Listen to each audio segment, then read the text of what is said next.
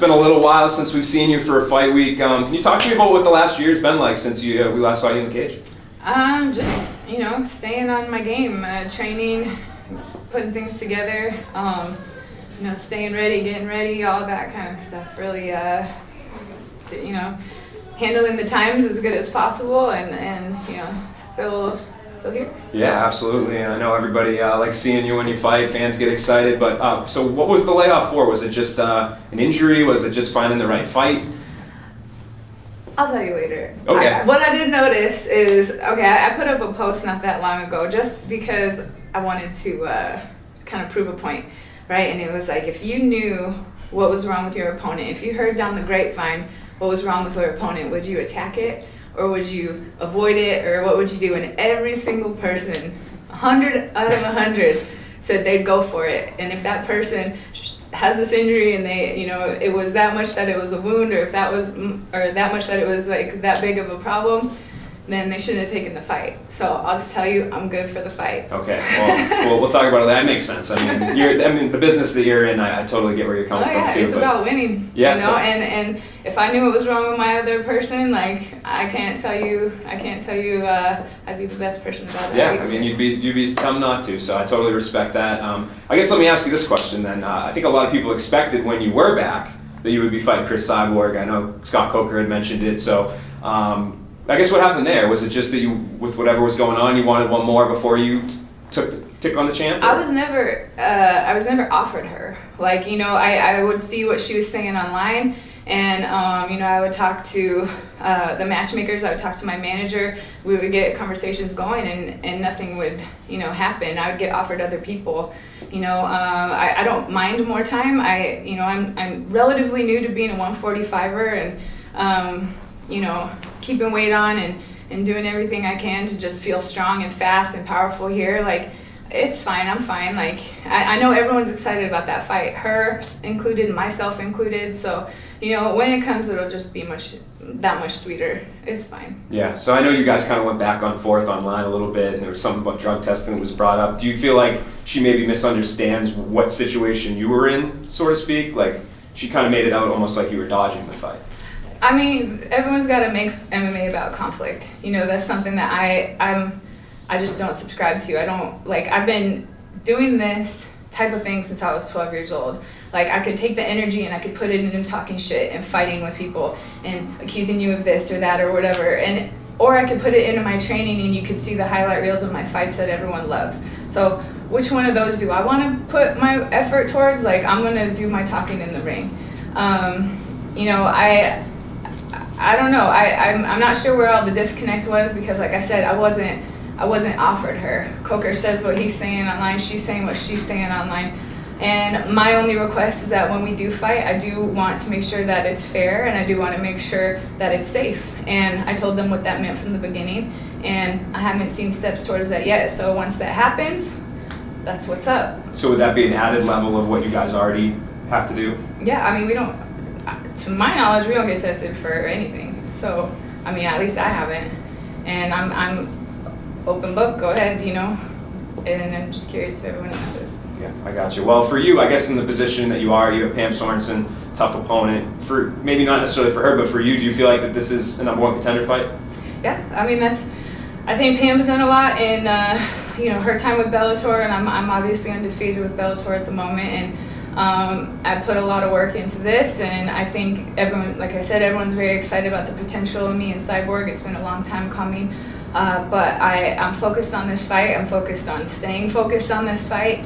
Obviously that's in the horizon one way or the other, and it's been in conversations one way or the other, but it's also been in conversations for the last 10 years and never happened. So the day it comes, it's going to be awesome, and it's exciting. And right now I'm focused and ready for Friday night, and that's all that matters.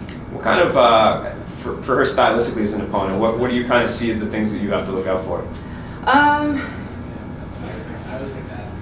I mean, everyone here is dangerous. It's a bunch of 145-pound, well, plus. I mean, everyone's cutting down to that weight, but with a bunch of different matchup styles and a bunch of different skills, and just being ready for anyone and everything, but also reading patterns and watching blitzes and everything that you can to just stay sharp, offensive and defensive. So, you know, I'm ready for her. I'm ready for anyone.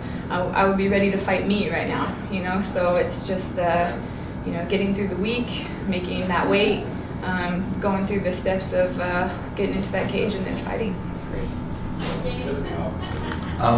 Just one question that Arlene Blencowe just re-signed, and she kind of put it out there that she's going to be the gatekeepers between anyone else and Cyborg. I'm just wondering if you had any thoughts about facing her, or would you prefer to go straight towards Cyborg? What does gatekeeper mean? Like, because she fought her twice. Oh, like you have to fight her to fight Cyborg? To kind of get to Cyborg, you're gonna have to get through her since she couldn't beat her.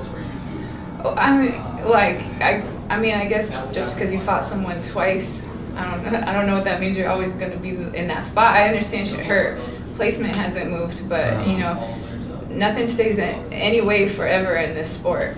You know, and yeah, I believe her and I were on we were both signed to fight each other last year, but something happened with the visa for her to come to the States, and it was something like a crazy long application process during COVID and whatnot. So, you know, I already know I was ready, she was ready, and I believe we were neck and neck for the 1 and 2 spot. So, I mean, I do expect we will fight. I guarantee we're going to fight, but I can't really comment on what constitutes a gatekeeper. That's it for me. As you mentioned, you're undefeated in Bellator. Have you done anything different in preparation for this bout as you look to remain unbeaten? Every camp is different. Every single camp of my whole life is different. I was talking to Dominic Cruz before about how every camp is a baptism. Like you go in and you do this, you end up in the water and you come out changed, you know, and then you go into the next fight different, you go into the next fight different. And, you know, within the last 10 years, I can't say I'm the same fighter right now that I was, you know, last fight or the fight before. Like, I'm always trying to improve. I'm always engaged in the possibilities of what I need to work on and what are my superpowers. Like, I build and build and build, and I always try to stay in the realm of being able to do what's unexpected of me. I don't want anyone to try to predict me. I don't want anyone to be able to train from me. So it really just comes down to doing that, honing it in, making sure every practice is not only good but great, and leaving feeling fulfilled with my choices and my coaches and the decisions I make, the people I surround myself with, the way I talk to myself, the way I think. And if I can walk into that cage that night knowing that I don't have any regret on any of those platforms, then I'm good.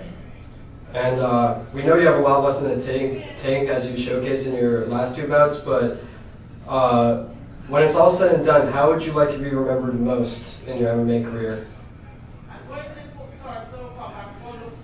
Doing cool shit. I like it.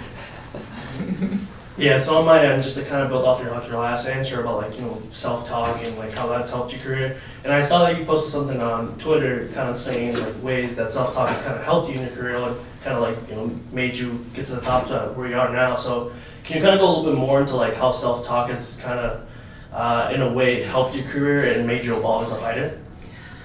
Yeah, I mean, I remember when I first started jiu-jitsu when I was a white belt, going into practices, and like I could wrestle everybody. I was king in there because they all stood perfectly like this, and it was like, oh, I have a shot there, I have a shot there, I have a shot there. And I remember to make other people feel comfortable about going against me, because I did feel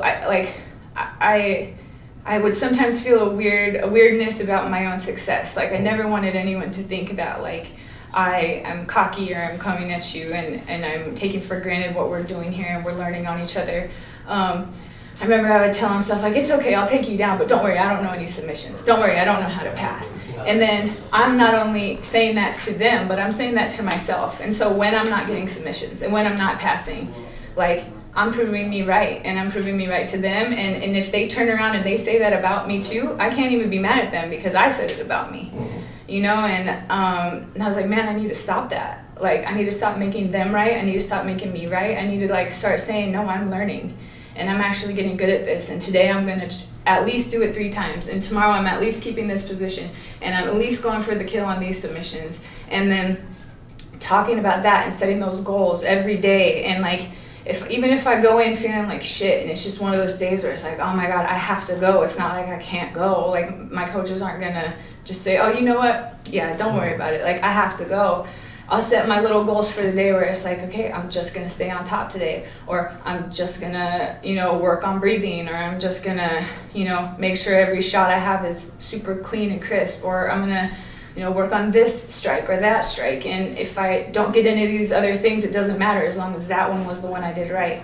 And finding ways to just pick through little things so I can still be building myself up at all times and all moments, and still find the good in things, and still find what to be grateful for in things. And that keeps adding up, you know. And over time, I mean, that's a lot. It's a lot of stuff, you know. And that's been a struggle and a fight I've always had to have, is with me and myself.